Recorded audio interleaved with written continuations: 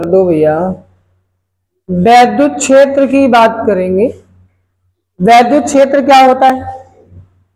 जैसे आपने मैग्नेट देखा है, मैग्नेट के अराउंड एक ऐसा फील्ड होता है जिस फील्ड में आप कोई भी मेटेलिक रॉड यानी आयरन रॉड को लाओगे तो मैग्नेट क्या करता है, उसको अपनी ओर अट्रैक्ट करता है ना। अगर मान लो दो आपने मैग्नेट को ले लिया है जिनके पोल अपोजिट हैं, उन मैग्नेट को पास लाओगे तो क्या होगा, जैसे ही एक दूसरे के फील्ड को इंटरैक्ट करेंगे वैसे उनके बीच में फोर्स लगना स्टार्ट हो जाएगा। और जब तक वो दोनों एक दूसरे के फोर्स से बाहर रहेंगे एक दूसरे पर कोई भी फोर्स नहीं लगाएंगे। वैसे ही आवेश में भी होता है। किसी आवेश के चारों ओर यानी किसी चार्ज के चारों ओर एक ऐसा फील्ड जनरेट होगा जिसमें किसी दूसरे चार्ज पार्टिकल को लाओगे तो वो अपने ऊपर अट्रैक्शन या रिपल्सन फोर्स को महसूस करेगा। तो जहां तक वो महसूस करेगा उस फील्ड को ही बोलते हैं इलेक्ट्रिक फील्ड। तो वैद्युत क्षेत्र क्या होगा?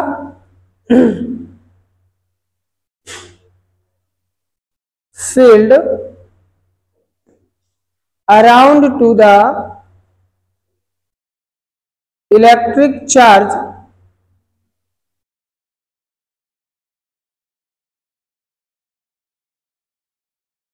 which have experienced attraction or repulsion force due to carrying another charge in it। बोला गया है किसी इलेक्ट्रिक चार्ज के चारों ओर का एक ऐसा फील्ड जिसमें किसी दूसरे चार्ज को ले जाओगे तो क्या होगा, वो अपने ऊपर एक्सपीरियंस करेगा यानी महसूस करता है एक अट्रैक्शन या रिपल्सन फोर्स को। तो जहां तक महसूस करेगा उस फील्ड को ही बोलते हैं इलेक्ट्रिक फील्ड। हिंदी में क्या कहते हैं इसको? हाँ, वैद्युत आवेश के चारों ओर का वह क्षेत्र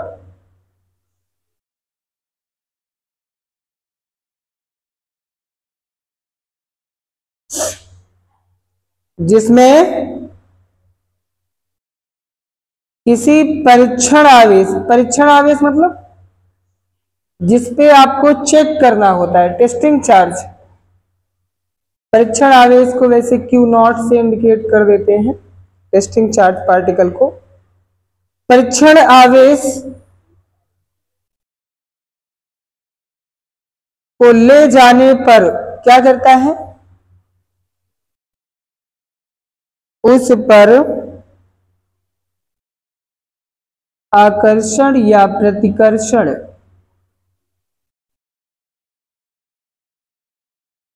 बल का क्या होगा, हाँ, अनुभव होता है। भैया जहां तक अनुभव होगा वो फील्ड कहलाएगा इलेक्ट्रिक फील्ड। आकर्षण कब होगा?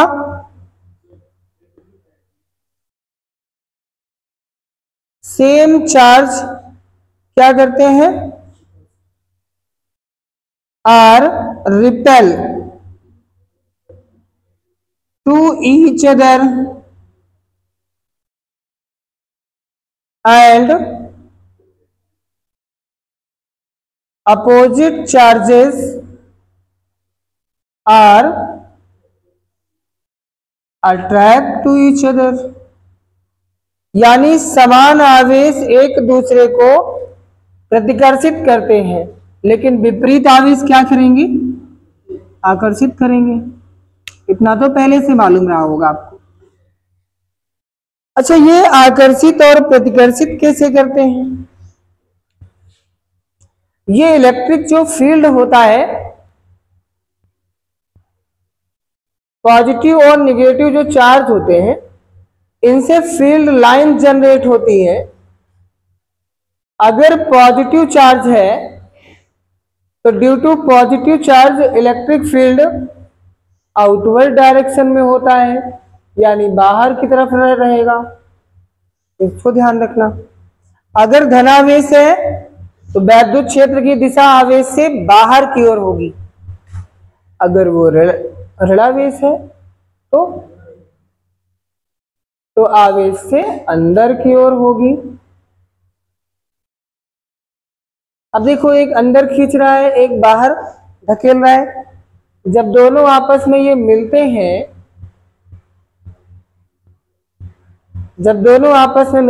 तो पॉजिटिव चार्ज से फोर्स लाइन निकलेंगी और निगेटिव में एंटर करेंगी, कुछ इस प्रकार से।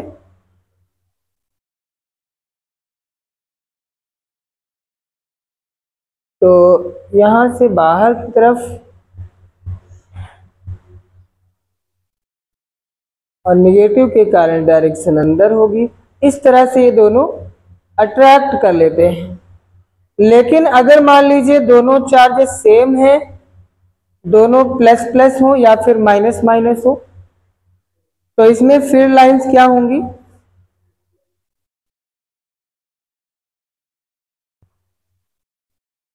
ऐसे एक दूसरे को रिपल करती हैं।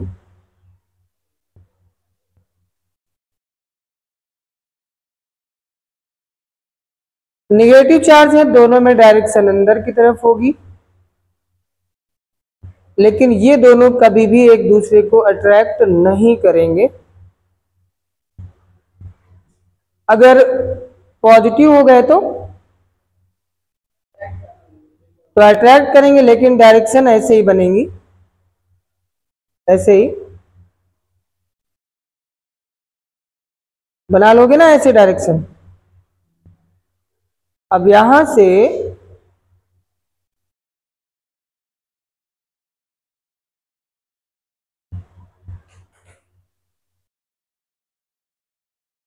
ये हो गया। तो आपको मालूम है, अगर आपसे पूछा जाए इलेक्ट्रिक फील्ड लाइंस क्या होती हैं तो क्या बताएंगे?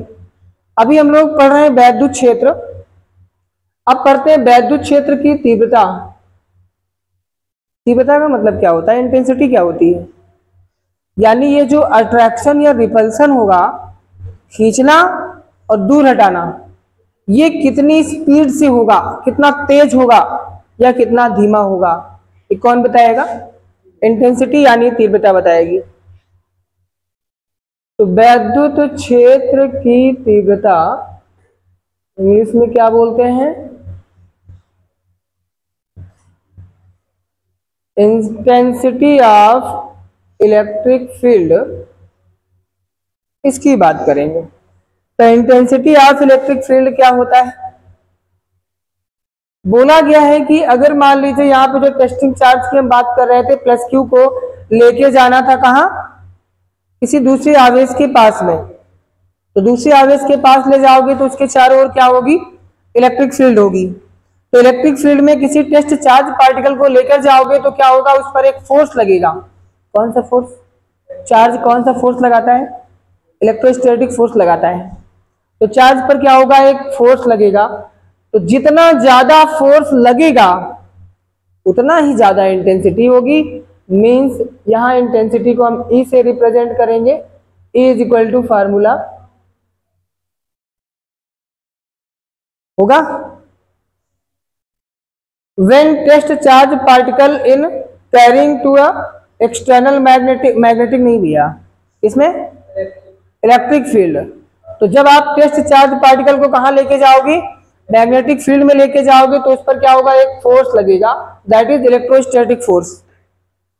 वैद्युत क्षेत्र के भीतर किसी आवेश को ले जाने में उस पर लगने वाले बल को वैद्युत क्षेत्र की तीव्रता कहते हैं। इसको ध्यान रखना। अब ये फोर्स कौन सा है भैया? तो आप कहोगे कि ये वैद्युत बल है।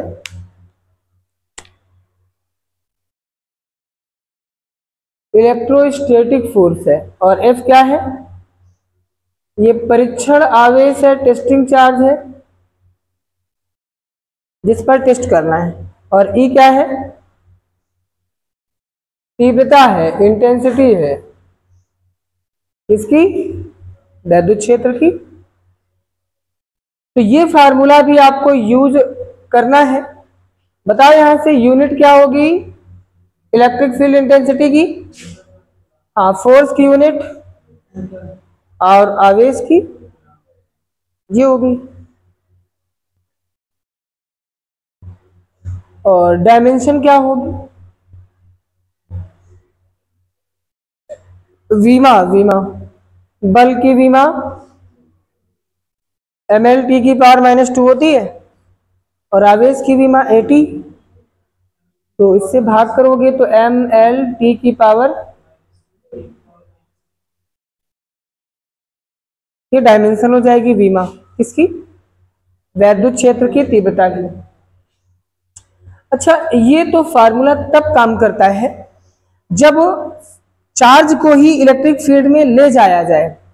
लेकिन अगर मान लीजिए, और ये भी बहुत शॉर्ट डिस्टेंस के लिए होता है जहां पे डिस्टेंस आप निग्लेक्ट कर सको। अगर मान लीजिए आपसे पूछा जाए कोई टेस्ट चार्ज पार्टिकल जो है वो स्मॉल r डिस्टेंस पे रखा हुआ है किसी चार्ज से, मान लीजिए यहां लिख लेते हैं इंटेंसिटी ऑफ इलेक्ट्रिक फील्ड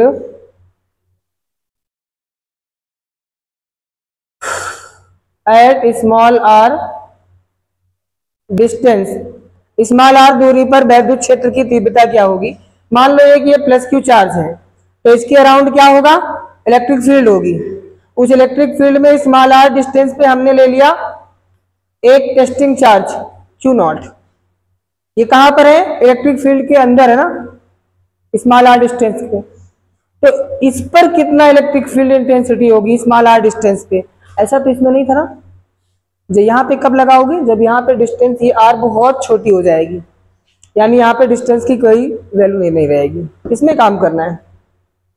तो पीछे आपने पढ़ा है कि जब दो चार्ज एक दूसरे से कुछ डिस्टेंस पर होंगे तो हमेशा इनके बीच में एक फोर्स काम करता है, इलेक्ट्रोस्टैटिक फोर्स।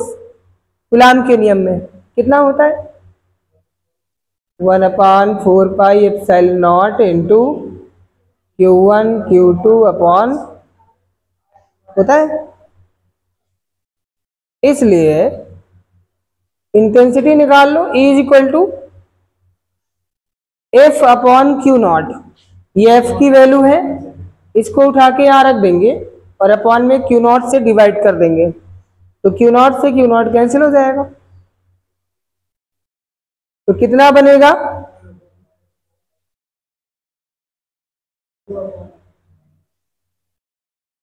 तो ये नीचे Q0 है, इससे डिवाइड हो जाएगा, भैया ये कैंसिल हो जाएगा।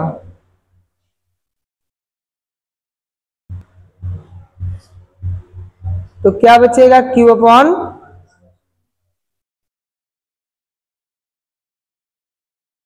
ये हो गई स्मॉल r डिस्टेंस पे इलेक्ट्रिक फील्ड इंटेंसिटी। अच्छा, ये कब यूज करते हैं? हाँ, जब डिस्टेंस थोड़ी सी मिजरेबल डिस्टेंस हो जिसको हम नाप सकें। और जो बहुत छोटी होंगी जिनको नाप नहीं सकते तो उनको निग्लेक्ट ही कर देना है, तो वहां पर डायरेक्ट फार्मूला यूज कर लेंगे। अब यहाँ पे ध्यान देना, ये फार्मूला दो कंडीशन के लिए यूज होता है। एक कंडीशन होती है जब हमारे पास कोई मीडियम ना हो, वैक्यूम मतलब निर्वात या वायु हो, और दूसरी कंडीशन है जब कोई मीडियम होगा। भाई ये कंडीशन हो सकता है, मान लो इसको उठा के हम पानी के अंदर रख दें तो वहां पे देखेंगे कितना इंटेंसिटी काम करेगी। कांच के अंदर रख दें, एयर में रख दें, वैक्यूम में रख दें, तो हमें ये बताना पड़ेगा कि कहां पे रखने से क्या इफेक्ट पड़ेगा इंटेंसिटी पे, इसको भी जानना है। तो उसके लिए क्या करना है आपको? पढ़ना है डाइलेक्ट्रिक सब्सटेंस, परावैद्युत पदार्थ।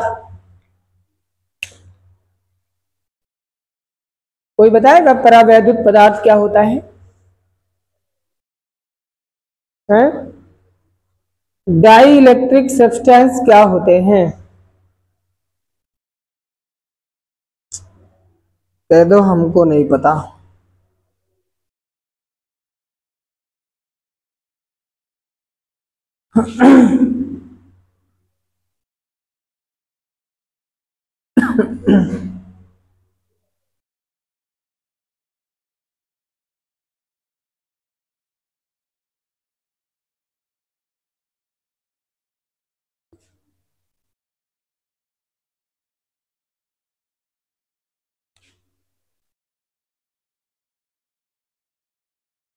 डाई इलेक्ट्रिक सब्सटेंस, हिंदी में इसको क्या बोला जाएगा? परावैद्युत पदार्थ। और परावैद्युत पदार्थ क्या होते हैं? इंसुलेटर। इंसुलेटर तो मालूम है ना?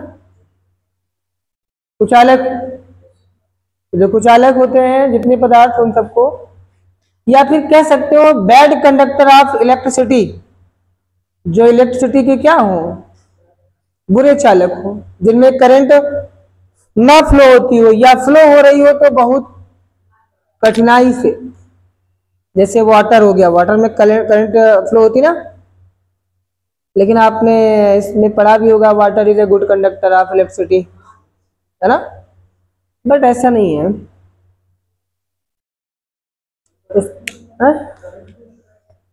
अरे अर्थिंग तो रहेगी, पूरी पूरी अर्थिंग रहेगी तो आपको करंट तो लगेगा, आपकी बॉडी से करंट पास होंगे, इलेक्ट्रॉन पास होंगे तो करंट तो लगेगा।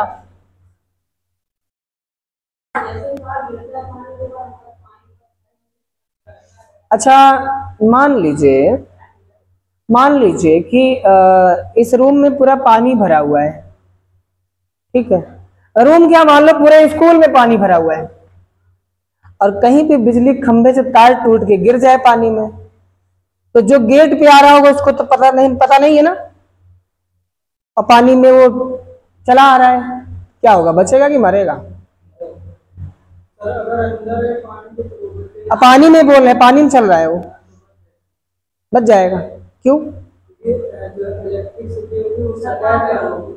सतह पे कहा? ऊपर। अरे मतलब इतना पानी मैंने कहा भरा है कि घुटने घुटने तक है, वो चल के आ रहा है, अंदर घुस के थोड़ी आएगा पानी के अंदर। बोलो बचेगा कि मरेगा? गर्ल्स में क्या कहना है? गर्ल्स में ज्यादा दिमाग लगाती है सब। बचाओगे कि मार डालोगे उसको? कहीं तो पानी में रहेगा तो करंट लगेगा तो मरेगा ही है। मार खाई होगा तो अंग्रेजी के 12 का बजे तो है। तो देखो होता क्या है, दुनिया में इतनी जगह पानी भरा हुआ है, हैं?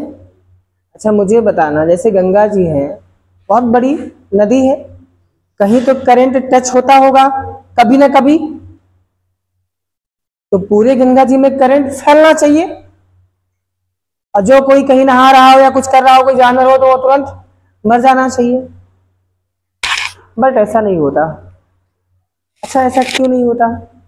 ये आपका गलत जवाब था। अगर मान लो पूरे विद्यालय में पानी भरा है, यहाँ कहीं पे तार टच हो रहा है पानी को, और कोई गेट के पास पानी में पैर रख के आ रहा है, तो नहीं मरेगा, उसको कुछ नहीं होगा।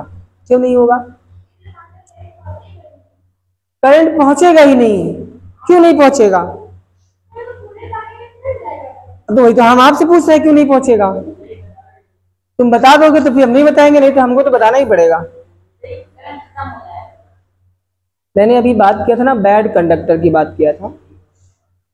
तो जो वाटर होता है, आपने पढ़ा है वो गुड कंडक्टर होता है इलेक्ट्रिसिटी का, मींस करंट का। करंट तो बहुत आसानी से फैल जाएगी, बट वोल्टेज नहीं फैल पाएगा। क्यों? क्योंकि वहां पे वाटर रेजिस्टेंस काम करता है, और जो पानी का जो प्रतिरोध होता है वो रोक देगा। यानी करंट तो पानी में फैलेगी, लेकिन कुछ एक पर्टिकुलर एरिया में। जितनी ज्यादा रेजिस्टिविटी होगी, जितना ज्यादा रेजिस्टेंस होगा वाटर का, उतना ही करंट कम दूर तक फैल पाएगी। ठीक है? अच्छा दूसरी चीज है, अगर पानी आरओ का है तो उसमें करंट नहीं फ्लो होगी ना। क्यों? क्योंकि पहले से तुमको पता है वो न्यूट्रल है, उसमें चार्ज है ही नहीं है। लेकिन ये तब होगा जब 100% प्योर वाटर होगा। हम लोग लगभग आरओ वाटर को मान लेते हैं ना, लेकिन सबसे साफ पानी तो वो होता है जब कभी कोई दवा लेके आओ सिरप वाली, एंटीबायोटिक, तो उसके साथ एक पानी की डिब्बी मिलती है, वो होता है डिस्टिल वाटर। तो जो उस पानी की कीमत जो मुश्किल से मेरे ख्याल से 5 ml होता होगा, वो कम से कम आता है 50-60 रुपए का। 5 ml पानी, 1 लीटर कितने का होगा? 5 ml अगर 50 रुपए का मान लो हो गया वो पानी, तो 1 लीटर कितने का होगा?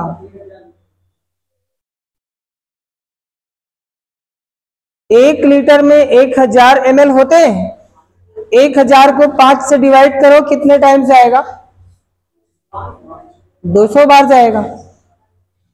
और 200 को मल्टीप्लाई करना है 50 से, क्योंकि 5 ml पानी की कीमत कितनी थी? 50 रुपए। तो 200 गुणे 50 कितना होगा? 10,000। 1 लीटर पानी 10,000 रुपए का होगा। सोचो, जो विराट कोहली पानी पीते हैं वो महंगा है होगा? अरे हो रहा है।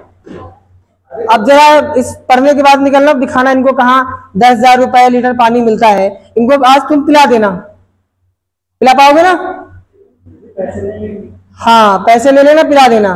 10,000 रुपए लीटर पानी है, 50 रुपए तुमको पिला देंगे,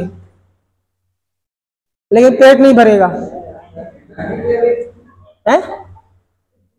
अच्छा, दूसरी चीज है, जो विराट कोहली पानी पीते हैं वो कौन सा होता है? ब्लैक वाटर होता है। इन्होंने कहा मिनरल्स मिले होते हैं। खास बात क्या है उसकी? वो हाइड्रेटेड वाटर होता है। आप पीते हो H2O और वो पीते हैं H2O2 पीते हैं, जिसमें हाइड्रोजन ऑक्सीजन सेम होता है, ताकि आपकी बॉडी को जितना हाइड्रोजन मिले उतना ही ऑक्सीजन मिले। तो वो नेचुरल तो होता नहीं है, उसको बनाना पड़ता है, इसीलिए महंगा होता है। वो हाइड्रेटेड वाटर है, जिसको आप पढ़ते हो हाइड्रोजन पेरोक्साइड, नाम सुना होगा। हाइड्रोजन पेरोक्साइड का नाम सुना है? क्या करते हैं इससे? डॉक्टर के पास जाओगे, तुम्हारे कान की गंदगी साफ करेगा पानी वो डाल करके। डॉक्टर को देखा हो, जब कान दिखाने जाते हो तो कान में पानी भर देता है खूब, देखा है? कभी कान दिखाने गए ही नहीं हो? खूब पानी भर देगा, एक पाइप लेगा और पाइप से पानी चल रहा होगा, तो एक कान में लगा के पाइप भर देगा पानी खूब, और इतना पानी भरेगा कि सीधा पानी उलट के कान से निकलेगा बाहर, और यहाँ पे लगाएगा एक प्लेट, पूरी गंदगी इसमें स्टोर हो जाएगी। लेकिन तुम सोचो, तुम घर पे ना करना, क्योंकि वो पानी तुम्हारे पास नहीं है। नहीं तुम करोगे ना, पर्दे को फाड़ देगा अंदर से ही, क्योंकि आप जब यूज करते हो वो हाइड्रेटेड वाटर नहीं है, उसमें सेम ऑक्सीजन के पार्टिकल नहीं है, उसमें 2 पार्टिकल उसमें हाइड्रोजन है, एक ही पार्टिकल उसमें ऑक्सीजन है। तो तुम मत करना कि डॉक्टर साहब पानी भर दिए थे कान के अंदर, वो पानी खरीदना पड़ेगा आपको, तब डाल सकते हो। जैसे कभी आप नहा रहे हो, पानी अचानक से कान में चला जाए तो कैसा लगता है? बड़ा अजीब सा लगता है ना? और वहीं पे डॉक्टर साहब पूरा कान में पानी भर देते, कुछ होते नहीं है, कुछ नहीं फील होता, खाली आपको ऐसा मालूम पड़ता हमारा कान बहुत भारी हो गया, बड़ा अजीब सा लगता है। लेकिन वैसे जैसे वो कान उल्टा करेंगे, ऐसे पूरा पानी निकल जाएगा। और तुम घर पे नहा लो, पानी घुस जाए तो ठोकते रहो, निकलता नहीं है। कभी इधर से ठोकोगे, कभी इधर ठोकोगे, निकलते नहीं हो। क्यों? क्योंकि उसमें पृष्ठ तनाव यानी संसंजक बल ज्यादा होने के कारण वो चिपकता है पानी कान से, छोड़ता नहीं है उस स्किन को, चिपका रहेगा। और तब तक, जब तक कि एक एक पार्टिकल उसका सूख न जाए। सूखेगा कहाँ? वो सूखता ही नहीं हफ्तों तक, और धीरे धीरे कान के अंदर बना देगा फंगस, फफूंद। फफूंद बनेगी, फिर कान में दर्द हो रहा है, फिर उसके बाद कान से एक लिक्विड निकलना स्टार्ट होगा, कहते कान बहना स्टार्ट हो गया। अगर इलाज नहीं कराया तो वो फफूंद तुम्हारे कान के पर्दे को ही खा लेगा पूरा। अब डॉक्टर बोलेगा आई एम सॉरी, नया पर्दा लगवाइए। अब तो नया पर्दा लगाओगे, फिर सुनना है तो, और नहीं सुनना है तो कोई बात है नहीं। वैसे आपकी एज में पर्दे नए बन जाते हैं, ठीक है, दवाओं के द्वारा वो ठीक कर देते हैं। बट अब तुम सोचो कि हम बूढ़े हो गए, हमारे कान में पर्दा खराब हो गया, ठीक हो जाए, नहीं ठीक होगा। उस समय सारी की सारी चीजें बॉडी में जो ग्रोथ करती है वो सब सिमट चुकी होती है। अब उनका ग्रोथ लेवल ऊपर नहीं नीचे जा रहा होगा, हड्डियां कैल्शियम खो रही होती हैं, मांस हड्डियों को छोड़ रहा होता है, तभी देखो स्किन ढीली हो जाती है। और आपकी अभी एकदम गुलदस्ते की तरह खिली हुई है ना। हाँ, फायदा होता है, बहुत सारी चीजें हैं, बेनिफिट होता है, लेकिन सब कोई नहीं पी सकता ना उसको। भैया तुमको बता दें, सबसे अच्छा पानी है, हैंड पंप चलाओ, पानी निकालो, पी लो। कहाँ फ्लोराइड मोस्टली हमको लगता है जहाँ पे ज्यादा पॉपुलेशन वहीं पे है, गाँवों में नहीं है। गाँवों में, गाँव दूर दूर होते हैं, घर कम होते हैं, है ना, और इतने ज्यादा गहरे वहां पे सीवर पाइप भी नहीं होते, है ना। यहाँ पे तो गहराई में होते हैं, कंटिन्यू नाला बह रहा है, होता है ऐसा। उसका केमिकल अंदर रिस्क करके अंदर तो जाएगा, वाटर लेवल से तो मिलेगा, तो पानी तो खराब होगा निश्चित तौर से। एक टाइम ऐसा आएगा, शहर का पानी देखना, एक घूंट आप पी नहीं पाओगी। पानी तो घर में समरसेबल से खूब निकलेगा, लेकिन दुर्भाग्य होगा कि वो पानी पी नहीं सकते आप, इतना ज्यादा फ्लोराइड होगा। घर में फ्लोराइड चेक करना हो तो एक बाल्टी पानी भरना और थोड़ी सी डाल देना फिटकरी। फिटकरी आपको पता होना चाहिए, वाटर प्यूरिफायर का काम करता है, सबसे अच्छा है। अगर आपको पानी पीना है फ्लोराइड पानी, तो सिंपल सा है, एक गिलास पानी लो, एक चुटकी फिटकी लो, डाल दो उसमें, थोड़ी सी, ज्यादा नहीं मिलाना है, ये तो खट्टा हो जाएगा पानी, बड़ा अजीब सा, पी नहीं पाओगी। थोड़ा सा मिलाना है, डाल देना है, जितना फ्लोराइड होगा सब नीचे बैठ जाएगा, पानी को पी लो आराम से, फ्लोराइड फेंक दो बाहर, ऐसा कर सकते हो। और पानी में जो बैक्टीरिया होते हैं उसको खत्म करने का काम करता है हमारा मिट्टी का घड़ा। जितने बैक्टीरिया होंगे पानी में सब खत्म हो जाएंगे, इसीलिए कहते हैं घड़े का पानी शुद्ध होता है। हाँ, ये चीज है कि उसमें कुछ जो टॉक्सिक एलिमेंट पानी में मिले होते हैं उसको अलग कर पाएगा वही जो आरओ में रॉड लगी होती है, घड़ा उसको नहीं अलग कर पाता। आजकल जो पानी में फ्लोराइड मिला होता है घड़ा उसको नहीं अलग कर पाता। बाकी सबसे स्वच्छ पानी है वो घड़े का, या फिर आप तांबे के लोटे का, वहां पानी भर के रख दो, शाम को सुबह उठ के पी लो। भैया आरओ का पानी पीना स्टार्ट करोगे तो बीमार पड़ोगे बहुत भयंकर तरीके से, सिंपल सी बात है। अच्छा आप मुझे बताना, आरओ का पानी जो पी रहे हैं हम लोग उसमें क्या है बताओ हमको, उसमें कुछ है कि नहीं है? कुछ नहीं है। अरे भैया जिसमें तुम्हारी बॉडी में करंट दौड़ रही है, तुम्हारी बॉडी का रेजिस्टेंस है, तुम्हारी बॉडी में वोल्टेज है, और जो हम पानी पी रहे हैं उसमें ना करंट है ना वोल्टेज, कुछ है ही नहीं है, तो पीने से क्या फायदा मिलेगा? नहीं, कड़वा नहीं लगता, वो आपका टेस्ट है। सोचो पहले, इस चीज को सोचना जरूरी है कि हम तो वही चीज हम खा सकते हैं, पी सकते हैं जो नेचुरल चीजों में हम देखते हैं, जो नेचर को पसंद है, जो नेचर जिस चीज को एब्जॉर्ब कर सकता है वो हमारे लिए भी ठीक होगा। आजकल खाना भी वही लोग आप लोग खा रहे हो।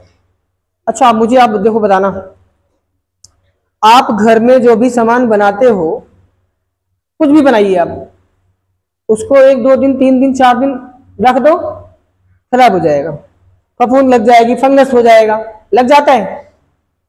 लेकिन वही खाना जो मार्केट में पैकिंग में बंद मिल रहा है वो महीने तक नहीं खराब हो रहा है, नहीं खराब हो रहा ना, उसको हम लोग खाते हैं। मार्केट में जो बिस्किट आ रहा है आप महीने भर बाद जाइए ला करके खाइए, कुछ नहीं है। आप घर पे बनाइए वही बिस्कुट, वही सेम चीज मिलाओ, खराब हो जाएगा। ऐसा क्यों है? वो लोग क्या करते हैं, उसमें इतना ज्यादा प्रिजर्वेटिव मिलाते हैं, जो संरक्षक केमिकल होते हैं उनको मिलाते हैं। अब सोचो इतना ज्यादा मिलाते हैं, उसमें कोई बैक्टीरिया कोई वायरस उसमें बैठता ही नहीं है, मतलब उसको खा ही नहीं पाएगा। जिस चीज को बैक्टीरिया ना खाए उस चीज को हम खाएं, ऐसा ऐसा कैसे पॉसिबल है? अब आप सोचो, मैं आपको ये बता रहा हूं, जिस चीज को बैक्टीरिया नहीं खाते हैं वो चीज आपके लिए फायदेमंद नहीं है, वो सिवाय नुकसान के 1 भी % फायदेमंद नहीं है।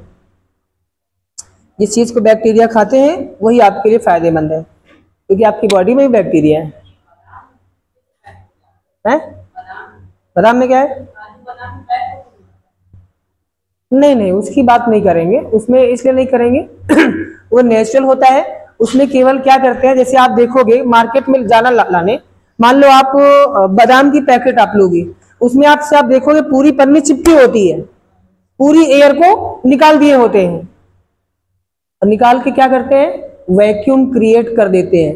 अब वैक्यूम में तो कोई बैक्टीरिया नहीं बनेगा, लेकिन उसी बादाम को पन्नी ला करके घर में खोल दो, रख दो, अगर बैक्टीरिया के लायक एटमॉस्फेयर मिलेगा तो बैक्टीरिया उसको खा डालेंगे, ऐसा हो जाता है, तो वो सही है। लेकिन मैं बात करूं, से चिप्स ले लो मार्केट में, उसमें तो हवा भर भर के अलग से हवा भर देते हैं, लेकिन ये हवा नहीं भरते, क्योंकि अगर ऑक्सीजन होगी तो बैक्टीरिया उसमें लग जाएगा, तो क्या करते हैं, उसमें भर देते हैं नाइट्रोजन, ताकि उसमें बैक्टीरिया ना जन्म ले पाए। इसीलिए कहते हैं जब कोई ऐसी सामान लेने जाओ तो पन्नी अगर कहीं से भी खुली है, अंदर से हवा निकली है, तो मत लीजिए, उसमें बैक्टीरिया बहुत सारे होंगे। कभी माइक्रोस्कोप में आप देखिए एक बार, समझ में आ जाएगा है? एक बार देख लो, माइक्रोस्कोप यहाँ तो होगा नहीं आपको दिखाते, आपको इतने बड़े बड़े दिखेंगे, कम से कम कीड़े चलते हुए दिखेंगे, करके देखना। लेकिन ऐसे नहीं आपको करना है, पता है कैसे करना है? बायोलॉजी वाले स्टूडेंट वो स्लाइड काटे हो आप, तो वैसे ही चिप्स से भी आपको स्लाइड कट करनी है, पतली सी, बिल्कुल पतली सी, ठीक। अब चिप्स तो सूखा होगा, उसमें हल्का सा पानी डाल देना है, क्योंकि अगर बैक्टीरिया उसमें है तो पानी में आसानी से मूव करते हैं, ठीक। और उसको 2 स्लाइड के बीच में रख करके तब आप रखिएगा माइक्रोस्कोप में, उस पानी में साफ साफ चलते हुए दिखेंगे।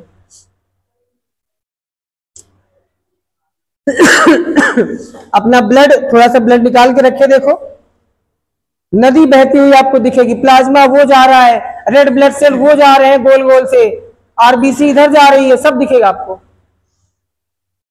लेकिन ऐसे नहीं दिखता है, क्योंकि वो सारे बहुत छोटे पार्टिकल होते हैं। तो भैया टॉपिक क्या जाते हैं, हम सब भूल जाएंगे। इंसुलेटर में कहां से कहां चले गए, तो ये चीज ध्यान रखना। वाटर में अगर करंट फ्लो है तो इसका एक पर्टिकुलर क्या होगा, एक पर्टिकुलर रेडियस में करंट फ्लो होगी। क्यों?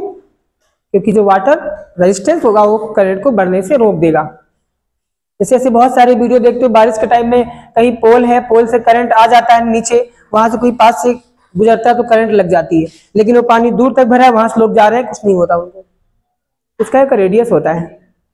तो अगर ऐसा मान लो कोई गिर गया, उसको बचाने जा रहे हो, तो भागते हुए मत जाइए, अब धीरे धीरे आप कदम बढ़ाइए, हल्का हल्का, कि कहाँ पे कितना करंट है।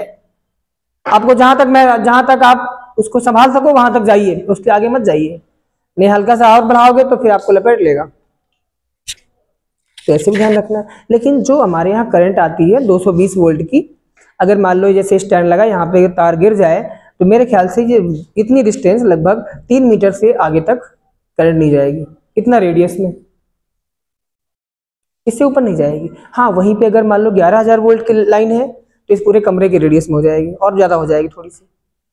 और वहीं अगर जो 33,000 वोल्ट की लाइन होती, बड़ी वाली लाइन, जो टावर जैसे खंभे होते हैं, वो गिर जाए, उसकी अर्थिंग तो यहाँ गिरेगा तो गेट तक पहुंच जाएगी, वो खतरनाक होती है। लेकिन जब वो गिरेगा ना पानी में, तो इतनी आवाज आएगी। आवाज क्यों आएगी? पानी के साथ रिएक्शन करके वो इतना हीट जो प्रोड्यूस करता है, इतना तेज उससे चिंगारियां निकलेंगी, आवाज होगी जैसे बम फट रहे हैं वो बड़े बड़े बड़े। हर कोई जान जाएगा हम यहाँ पे वायर गिर गया है, तो उससे आपको घबराने की जरूरत नहीं है, और वो वायर जल्दी से टूटते भी नहीं है, ठीक, आपके घरों के टूटते हैं। तो इंसुलेटर क्या होंगे? डाइलेक्ट्रिक सब्सटेंस होंगे। जैसे हो गया वाटर, हम 2 की ही बात करेंगे और नहीं बात करेंगे, ग्लास हो गया, और एयर की बात कर लेते हैं, ठीक है। और मान लो हमने बात कर लिया, मेटल की बात कर लिया। अब मेटल में हर कोई मेटल आएगा, ठीक, ये मत पूछना सोने का क्या होगा, चांदी क्या होगा, मैंने इसीलिए लिखा है मेटल। तो डाइलेक्ट्रिक सब्सटेंस होता है, इसको हम के से इंडिकेट करते हैं, परावैद्युत पदार्थ, और के जो होगा इसको बोलते हैं परावैद्युतांक, मीन्स डाई इलेक्ट्रिक कांस्टेंट। तो डाइलेक्ट्रिक कांस्टेंट जो के की वैल्यू होती है वो एयर के लिए 1 होती है, वाटर के लिए 80, ग्लास के लिए 81 और मेटल के लिए इनफाइनाइट। इतना ही याद रखना है, बाकी और नहीं याद रखना। सबसे कम, इससे कम नहीं होगा, ठीक है। पेपर में अगर मान लो क्वेश्चन आ जाए 0.6 -2 6 9 बीज, आपसे पूछा जाए इनमें से मोम का परावैद्युतांक कौन हो सकता है। मैंने आपको बताया, आपको याद हो चाहे ना याद हो, आपको पता है कि भैया सर ने बोला है कि 1 से छोटा नहीं होगा, ये 1 से छोटा है, नहीं हो सकता। ये माइनस में है तो ऑलरेडी 1 से छोटा है, ये भैया 1 से बड़ा है, ये हो जाएगा। ऐसे आपको जवाब दे देना है। हाँ, कुछ आपको याद रखने, ग्लास वाटर, क्योंकि एक दो न्यूमेरिकल आपकी बुक में वहां पे इनको यूज करना है। और मेटल के लिए तो याद रख लो इनफाइनाइट। पेपर में ऐसे नहीं पूछेगा धातु के लिए परावैद्युतांक कितना होता है, आपसे पूछेगा चांदी का परावैद्युतांक कितना होता है, तो कहोगे सर ने चांदी का बताया ही नहीं। अरे सर ने तो मेटल का बोला है, सब चीज के लिए मेटल के लिए इनफाइनाइट हो। तो याद रखना डाइलेक्ट्रिक कांस्टेंट सभी मेटल्स के लिए कितना होगा,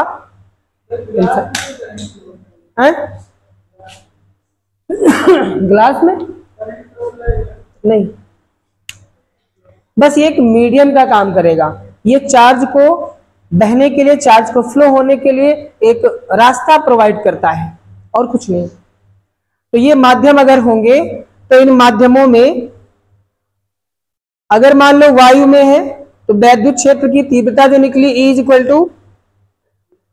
1/4πε0। पहले माध्यम में लिख लो, क्योंकि माध्यम की बात किया था, तो माध्यम में 1/4πε0 इंटू में K आ जाएगा, ठीक है।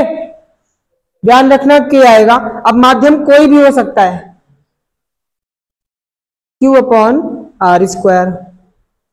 अगर आपसे निर्वात या वायु बोला जाए, निर्वात या वायु में, वैक्यूम या फिर एयर में बोला जाए,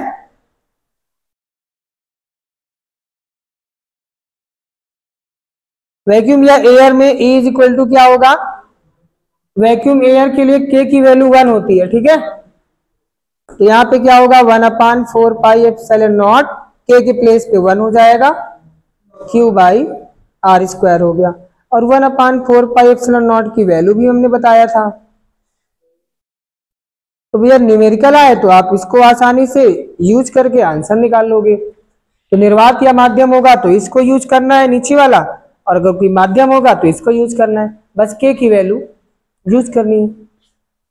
दोनों में अंतर के लिए इसको हमने लिख दिया E0 से, है ना, क्योंकि ये क्या है, निर्वात में है, ताकि मालूम पड़े निर्वात में। ये किसमें है, मीडियम में है, M लिख दिया, ठीक। अब आप मुझे बताइएगा, अगर हम इन दोनों को डिवाइड कर दें तो क्या मिलेगा। इसलिए Em/E0 क्या होगा, इसको इससे डिवाइड कर दो तो 1/4πε0 कैंसिल, Q/R² कैंसिल, यहां बचेगा ओनली 1/K। क्या बचेगा, तो E0 क्रॉस मल्टीप्लाई कर लो, E0 = क्या होगा,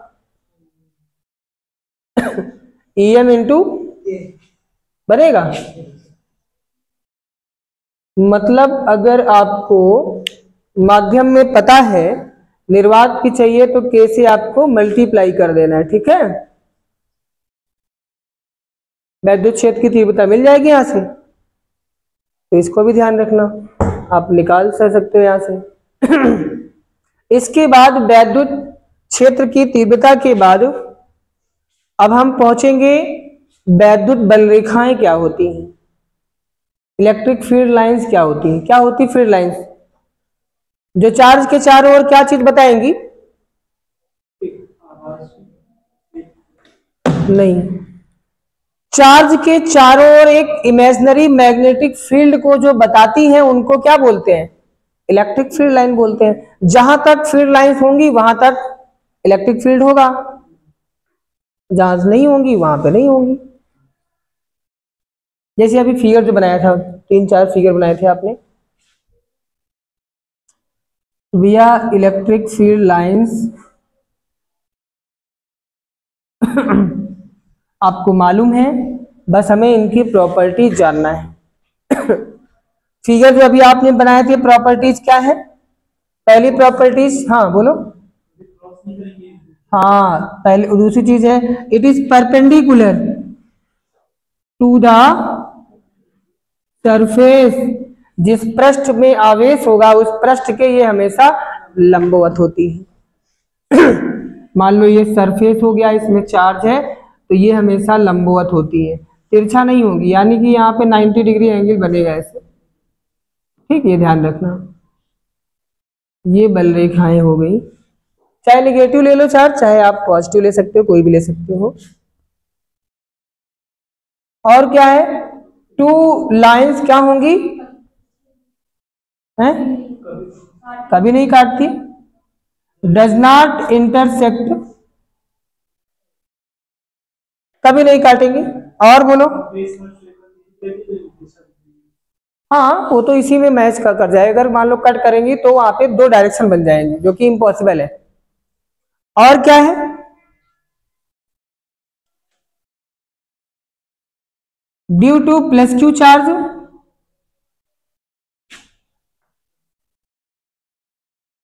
लाइन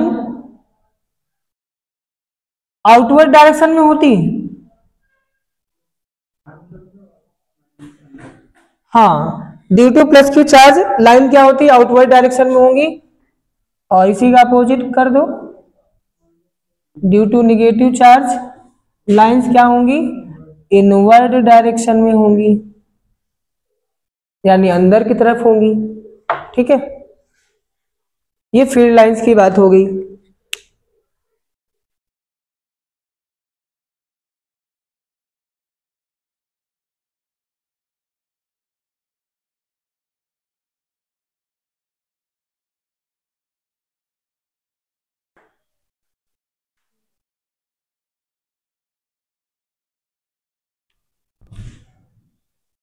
आगे देखिएगा, इलेक्ट्रिक फील्ड के बाद इसमें हम बात कर लेते, दोनों केसेस हो गए। स्मॉल आर डिस्टेंस पे इलेक्ट्रिक फील्ड हो गई और वेरी स्मॉल डिस्टेंस पे भी हो गया। अब हम बात करते हैं इलेक्ट्रिक डाइपोल। डाइपोल क्या होता है? डाई मतलब 2 और पोल मतलब ध्रुव, जिसके 2 ध्रुव होंगे वो क्या होगा? डाइपोल होगा। तो ध्यान देना, इलेक्ट्रिक डाइपोल क्या होगा?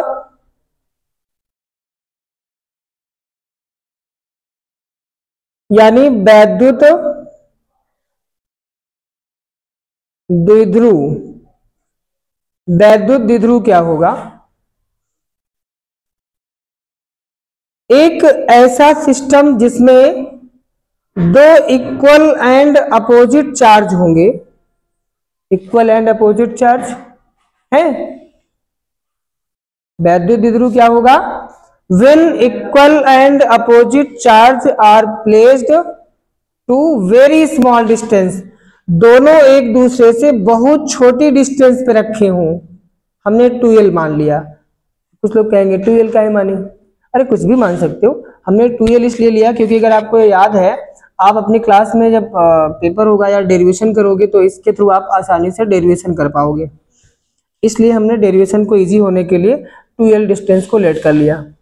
बस ये ध्यान देना, ये 2l डिस्टेंस बहुत छोटी होगी, तो ये ध्यान रखना।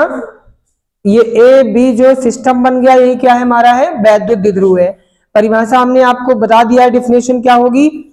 यदि 2 बराबर और विपरीत आवेश एक दूसरे से अल्प दूरी 2l पर स्थित हो तो प्राप्त निकाय को वैद्युत द्विध्रुव कहते हैं। When 2 equal and opposite charge are placed to very short distance 2l, then this phenomenon is known as electric dipole हो जाएगा।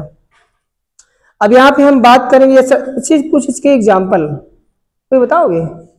2 इक्वल और अपोजिट चार्ज एक दूसरे से बहुत स्मॉल डिस्टेंस पे हो, तो कोई आपको पता हो एग्जाम्पल इलेक्ट्रिक डाइपोल का? नहीं मालूम? जैसे NaCl, पता नहीं है? Na पर +1 Cl पर -1, हाँ इक्वल और अपोजिट चार्ज। NaOH को नहीं लेना है, उसमें दो कहाँ है? NaOH को OH को आप एक मॉलिक्यूल मान करके कर सकते हो, बन जाएगा HCl, है ना। H2O आपका पानी जो है ये भी आपका डाइपोल है। कैसे? H2 का मतलब यहाँ पे 2 प्लस होंगे और O पर 2 माइनस होता है, इक्वल और अपोजिट चार्ज होना चाहिए बस। तो ऐसे अब आपको कोई एग्जांपल अगर एग्जाम में दे दिया जाए ऑप्शन में कि बताओ इनमें से कौन सा इलेक्ट्रिक डाइपोल है, तो पहचानना होगा। या हो सकता है कि 4 ऑप्शन में 3 इलेक्ट्रिक डाइपोल दिए जाएं, पूछा जाए कौन सा इसमें इलेक्ट्रिक डाइपोल नहीं है, तो ये भी बताना होगा। अब हम बात करते हैं द्विध्रुव आघूर्ण।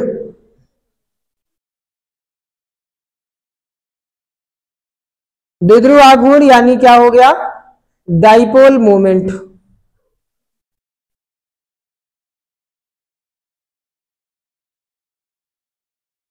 द्विध्रुव आघूर्ण क्या होता है? इसको P से इंडिकेट करते हैं। कुछ तो बोलो, क्या बोला था? Q इंटू 2L, सही है। तो क्या बोला इन्होंने? Q इंटू 2L मीन्स क्या है? Q क्या है? डाइपोल का कोई एक चार्ज, दोनों इक्वल होते हैं बट ये अपोजिट इन नेचर होते हैं, तो दोनों में से कोई एक आवेश को ले लेना है और उनके बीच की स्मॉल डिस्टेंस 2L को लेना है। तो इन दोनों का जो प्रोडक्ट होगा 2QL क्या होगा? इलेक्ट्रिक डाइपोल मोमेंट होगा। यूनिट क्या होगी? Coulomb metre. हो गया? इतना मालूम हो गया ना। द्विध्रुव आघूर्ण इलेक्ट्रिक डाइपोल मोमेंट।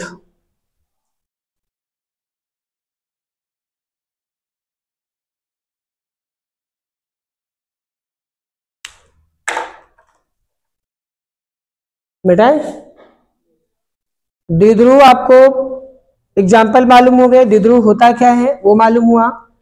दो बराबर और विपरीत चार्ज क्या होंगे? एक दूसरे से अल्प दूरी पर रखे होंगे, शॉर्ट डिस्टेंस पर रखे होंगे, तो उस फिनोमेनन को हम लोग वैद्युत द्विध्रुव बोलेंगे। और वैद्युत द्विध्रुव के किसी एक आवेश और उनके बीच की डिस्टेंस का जो मल्टीप्लीकेशन होगा, प्रोडक्ट होगा, वही क्या कहलाएगा? द्विध्रुव आघूर्ण कहलाएगा। फार्मूला बनेगा P = 2QL। अब इस पर बेस्ड आपसे पूछेगा इलेक्ट्रिक फील्ड इंटेंसिटी पूछेगा। इसकी कंडीशन पर दो बनती है फील्ड इंटेंसिटी, एक बनता है अक्षीय स्थिति में यानी एक्सियल पोजीशन पे और एक नॉन एक्सियल पे। अक्षीय स्थिति को दूसरा नाम भी बोलते हैं अनुदैर्ध्य स्थिति में, लॉन्गिट्यूडनल पोजीशन में, और दूसरा जो है उसको अनुप्रस्थ स्थिति में भी बोलते हैं, परपेंडिकुलर, ट्रांसवर्स पोजीशन। तो नाम कई सारे हैं, मतलब सबका एक है।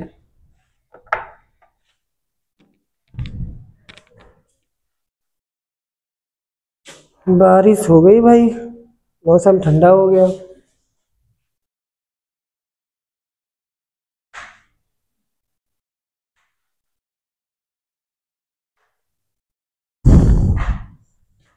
किसी दिन गिर न जाए बोर्ड।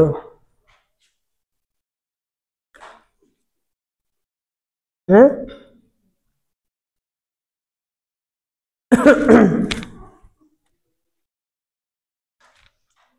चलिए देखिए, अच्छा अब हम बात करेंगे वैद्युत द्विध्रुव के कारण वैद्युत क्षेत्र की तीव्रता की बात करनी है ना।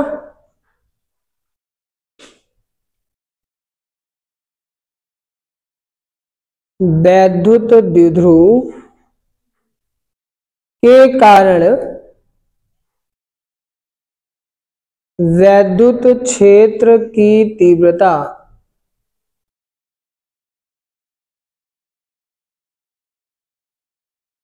Intensity due to electric dipole. दो कंडीशन होती है, एक होती है एक्सियल पोजीशन, एक्सियल और लॉन्गिट्यूडनल।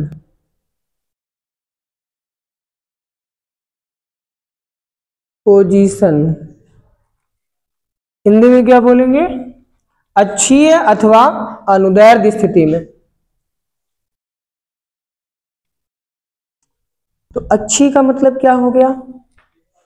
डाइपोल की अक्ष पर। ठीक है, चलो करते हैं। तो समझना इसमें एक एक पॉइंट को। तो डाइपोल के कारण बोला गया, तो सबसे पहले आपको डाइपोल बनाना है। डाइपोल होगा क्या? जिसमें दो इक्वल और अपोजिट चार्ज होंगे। ये हमने डाइपोल ले लिया A and B.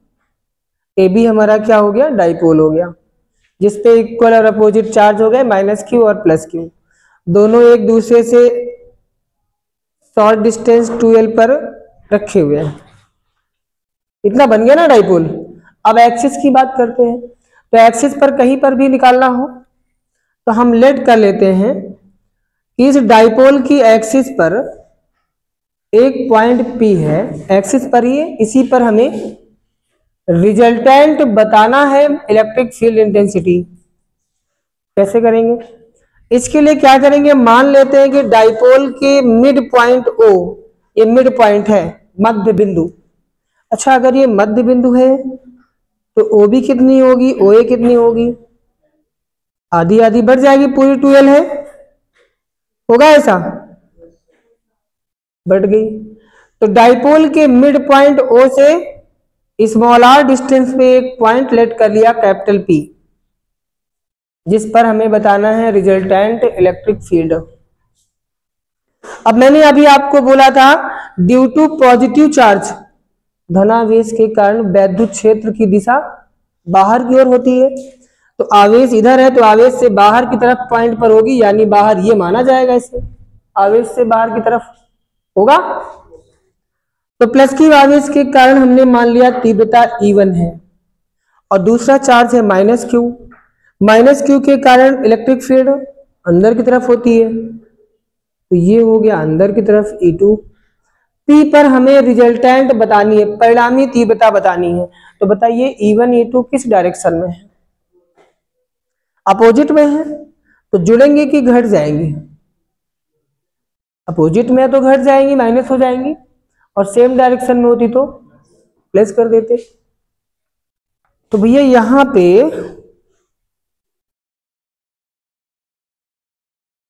E1 intensity किसके कारण है? प्लस क्यू के कारण, due two plus Q, shortcut में लिखते हैं। तो Q1 क्यू के कारण क्या है? प्लस क्यू के कारण E1 है, तो हम पहले E1 निकाल लेते हैं। इंटेंसिटी का फार्मूला आपको मालूम है, 1/4πε0 इंटू Q/r² होता है। तो चार्ज कौन सा है? प्लस क्यू है, और डिस्टेंस क्या है प्लस क्यू से P की? ओ, डिस्टेंस तो अभी बनाया नहीं। प्लस क्यू से P की डिस्टेंस क्या होगी? सोच के बताओ। ये इतनी R है, R से ये L इतनी माइनस कर दें अगर, तो ये बच जाएगी R माइनस L, और माइनस क्यू से डिस्टेंस क्या होगी? तो इतनी R है, तो R में इतनी और ऐड कर दो L। तो यहां पर प्लस क्यू आवेश से दूरी क्या है? P की, R माइनस L। फार्मूले में Q/r² होता है ना, तो यहाँ R माइनस L का होल स्क्वायर बन जाएगा। ठीक है, ये किसके कारण है? प्लस क्यू के कारण। कभी कभी क्वेश्चन डायरेक्ट इससे पूछता है, तो ये भी ध्यान रखना। ऐसे ही बताइए, अब हम बात करते हैं E2 की। E2 किसके कारण है? Due to minus Q charge. तो E2 इक्वल टू क्या बनेगा? 1/4πε0 क्यू। माइनस क्यू नहीं रखना है, बोला था माइनस प्लस साइन को नहीं रखना है, वो सिर्फ नेचर को बताते हैं, मैग्नीट्यूड को नहीं, इसलिए माइनस प्लस नहीं रखना है। अपान में डिस्टेंस R प्लस L का होल स्क्वायर। रिजल्टेंट कितना होगा? परिणामी वैद्युत क्षेत्र कहां पर? एट P पर निकालना है ना। तो P पर भैया E1 E2 अपोजिट डायरेक्शन में है तो घट जाएंगी, E1 माइनस E2 रख दीजिए और इसको सॉल्व करना है। अच्छा, अगर ये E1 से E2 माइनस करेंगे, कुछ कॉमन है दोनों में, 1/4πε0 कॉमन है, साथ में Q भी कॉमन है ना, तो हम डायरेक्ट कॉमन ले लेते हैं, तो 1/r माइनस एल का whole square minus r plus L का होल स्क्वायर हो गया। इतना क्लियर है? अब इसको भैया सॉल्व करना है। एलसीएम आपको लेना अच्छे से आता है,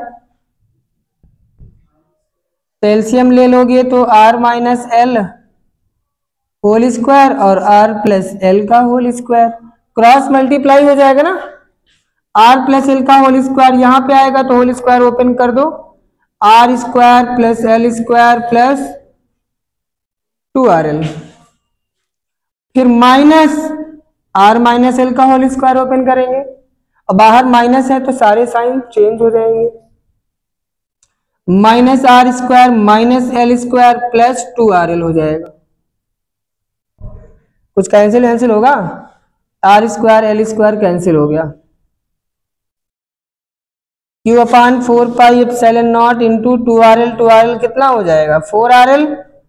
अब अपान में देखो ब्रैकेट में a minus B A plus B का फार्मूला बन रहा है, क्या होता है a square minus B square, तो क्या बनेगा r square minus L square whole square लगा हुआ है। अब हमने आपको पहले भी बोल रखा था, जब यहाँ पे फिगर में बात किया था डाइपोल में भी, कि हमारे पास जो 2l होता है वो बहुत ही शॉर्ट डिस्टेंस होती है। अच्छा, 2l का जो हाफ होगा l और भी छोटा होगा, और छोटी वैल्यू को स्क्वायर करोगे और छोटी हो जाएगी। बहुत छोटी का मतलब है जो 1 से भी छोटी हो उनको स्क्वायर करिए और छोटी हो जाएंगी। तो बहुत छोटी वैल्यू को हम कर देते हैं निग्लेक्ट, तो यहाँ पे r स्क्वायर बहुत बड़ी होगी किससे, एल स्क्वायर से। इसका मतलब क्या है कि एल स्क्वायर इसको हम लगभग 0 के इक्वल मान सकते हैं, मतलब निग्लेक्ट कर सकते हैं।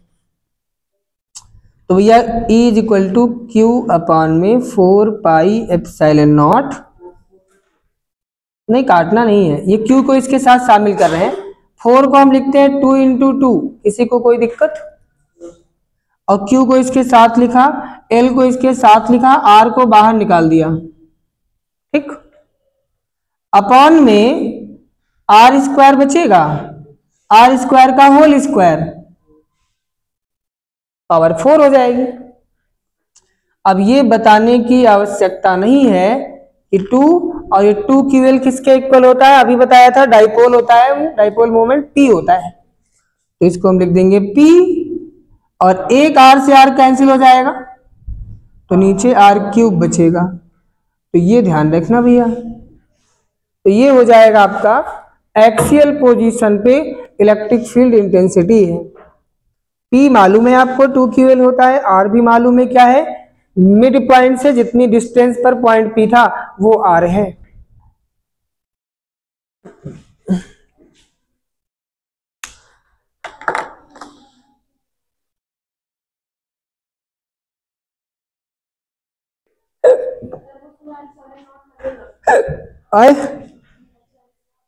अरे छूट गया है, लगा ले भैया।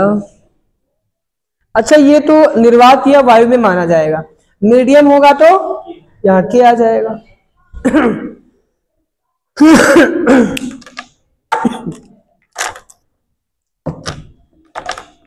नोट कर लीजिए और इन सारे टॉपिक को तैयार कर डालिए, ठीक है। और जितने क्वेश्चन डेली बताते हैं वो छोटे छोटे क्वेश्चन